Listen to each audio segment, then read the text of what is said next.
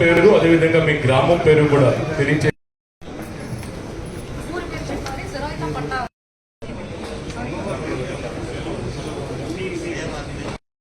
అందుకని మీరు వచ్చి బ్రీఫ్ గా డెఫినెట్ గా ఫస్ట్ విశ్వాస అసోసియేషన్ తరఫున తాయినాడు బాబు తర్వాత Shivaji. I issued the order in the interest of the public. The Honorable Supreme Court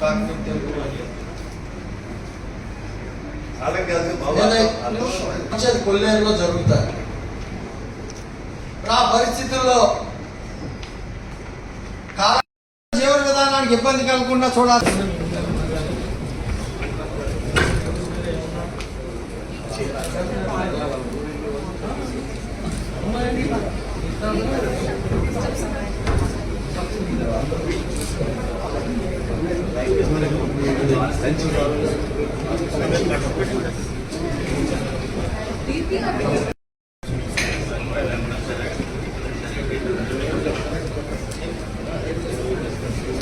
ఈరోజు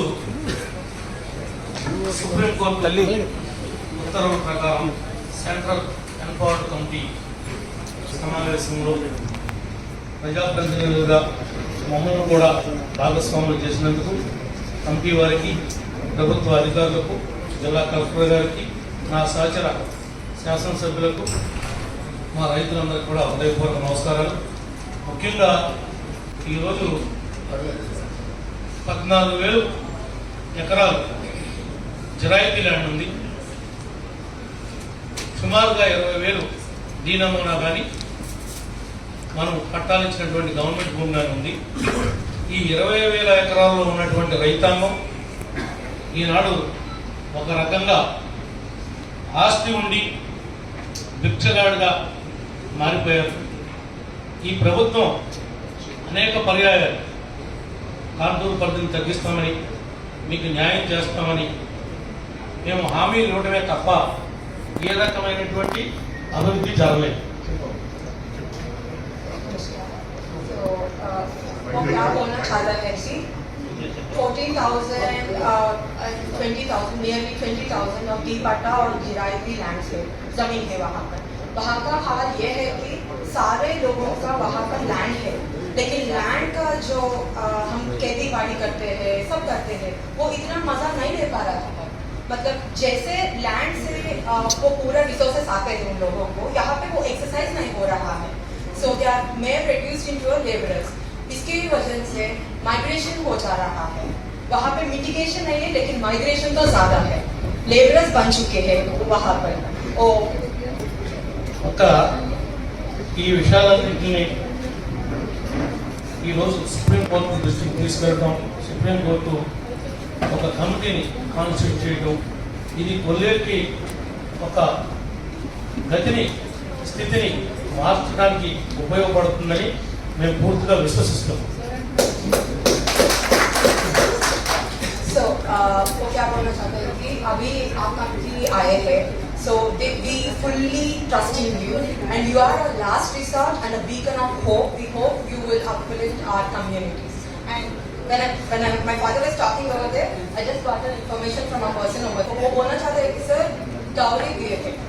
Dowry is not allowed, but they give a gift to the daughter. It's so called in the terminology. And most of the marriages are failed because the dowry is not insignificant. It became insignificant. The gift is not. Yeah, the gift is not. Yeah, not dowry. The gift became insignificant. Yeah, they call it as passport, but it became insignificant. Sir, ఇంకా దీనికి 49 informing drains ఉన్నాయి sir ఈ లేక్లో. ఈ forest department, environment, forest అని చెప్పి ఈ department యొక్క ఆంక్షలు ప్రజల్ని ఇబ్బంది పెట్టడానికే ఈ ఫారెస్ట్ డిపార్ట్మెంట్ ఉన్నట్టుగా ఉంది తప్ప ప్రజలకి ఏ రకమైనటువంటి మేలు ఈ ఫారెస్ట్ డిపార్ట్మెంట్ నుంచి జరగట్లేదు సార్. మీ కమిటీ దృష్టికి తీసుకొస్తా ఉన్నా. శిల్ప సెక్రటరీ గారు కూడా వింటారు, ఆయన కూడా పట్టణంలో కూడా కలిశారు. So yesterday we have seen on the roads over there, forest department उनका obsolete restrictions. मतलब I don't know whether they are also aware of the restrictions or not, but the locals feel that the restrictions are just binging them not to do any other work. Like when you have to lay a road, It's a mere small engineering work, a gravel and the stuff, and you're not allowing that. And the desilting of the drains, it's not getting properly. There are 49 drains as per he said, so they are not getting desilted. These are the restrictions imposed by the forest department.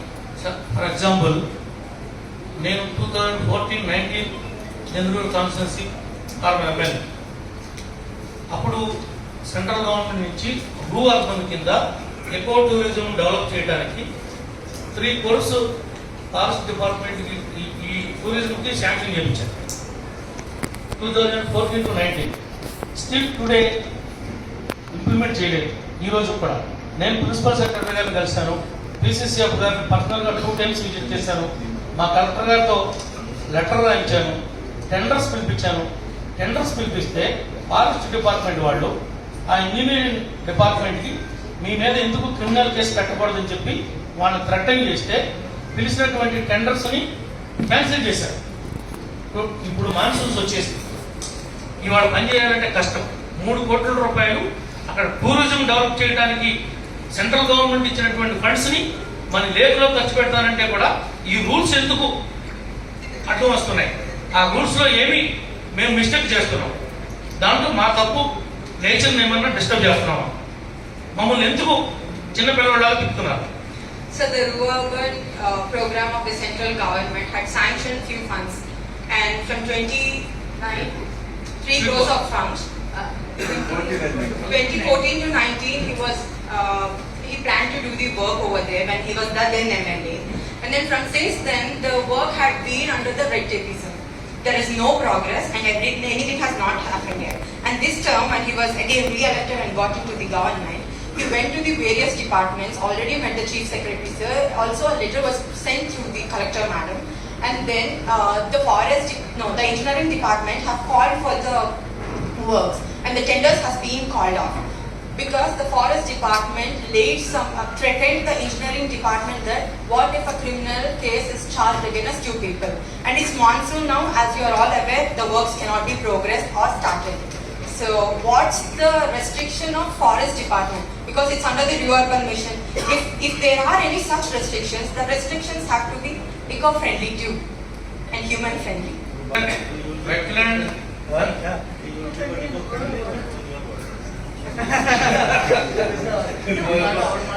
కూడా ఎక్కువ పని చేయాలని అడుగుతున్నారు.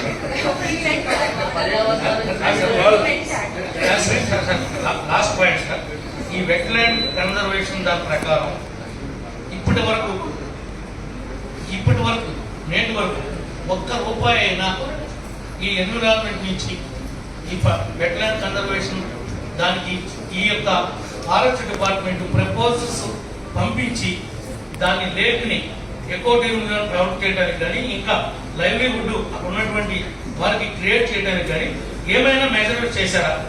వీడు ఊరికనే controlling తప్ప వీళ్ళు దీని మీద ఏమన్నా ప్రాజెక్ట్ రిపోర్ట్ తయారు చేసి సెంట్రల్ గవర్నమెంట్కి పంపించి ఏమైనా ఈ లేక్ని డెవలప్ చేయడానికి ఇంట్రెస్ట్ చూపిస్తున్నారా?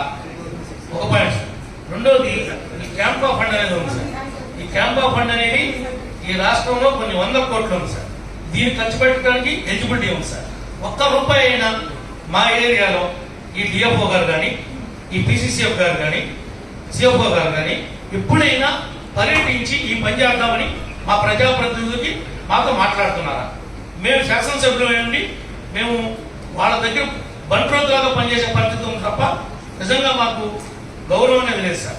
మేము 1 ఎకరా కూడా ఎవరిని ఎంకరేజ్ చేయమని చెప్పం, ఎవరిని సపోర్ట్ చేయాలి. మేమేం అడుగుతున్నామంటే మా పట్టాదారులకి శాశ్వత పరిష్కారం చూపించండి. ఈరోజు ఎవరైతే ఈ నమూనా పట్టాలు ఇచ్చి స్వర్గీయ జంగం వెంకటరావు గారు సొసైటీలు చేశారో ఆ సొసైటీస్ ని బ్రతికించండి.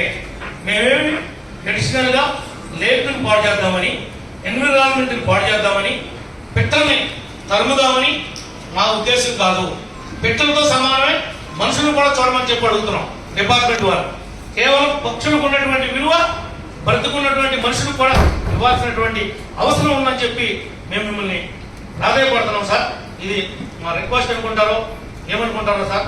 మీరు మా భర్త శాశ్వతంగా మనం ఒక కమిటీ వచ్చి ఈ కొల్లేరులో ఏం పెట్టుకోకుండా మాకు సెంట్రల్ గవర్నమెంట్కి సుప్రీంకోర్టుకి మధ్యవర్తులుగా మీరుండి దీన్ని మాకు న్యాయం చేస్తారని మనస్ఫూర్తిగా ఆశిస్తున్నాం sir. Thank you sir. We have visited the bird sanctuary. Do we ever get a feel that it's a bird sanctuary? Is it really as a bird sanctuary? Did you find anything? Is it all that clear? Is it all the central government maintenance? I question that when it is coming over there. So I didn't get any vibes of going a national park or a wildlife sanctuary.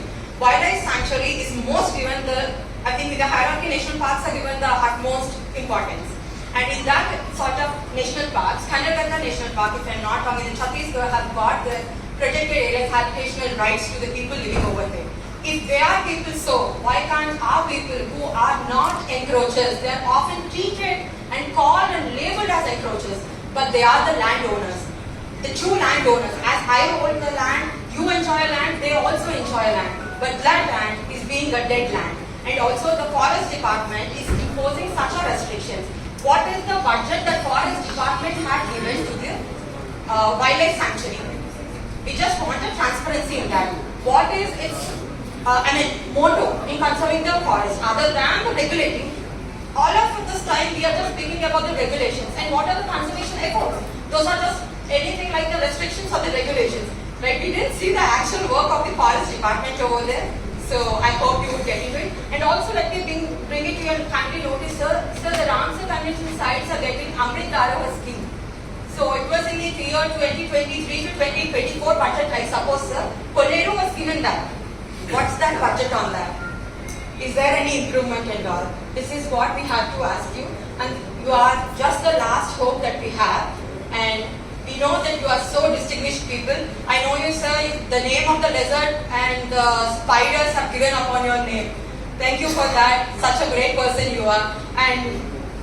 But sir, you are so great that you renowned author and you are between the UNFCCC and the committees. And because of you, the biodiversity, I think what India is planning is totally upon you, sir. Thank you for that. And girls, sir, lastly I could ask you only one thing, that is, please help us. You are a distinguished person, a matter of knowledge in all the facets of environment, climate change, biodiversity.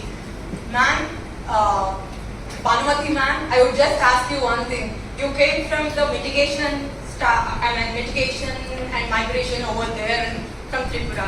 I hope you know how tough it was over there. And seeing people over here, please convince us, please convince our people to be given their lives. We have only one planet, I agree to that. And we also have one human life. Let us help them to lead their life with dignity and honor. Thank you, sir.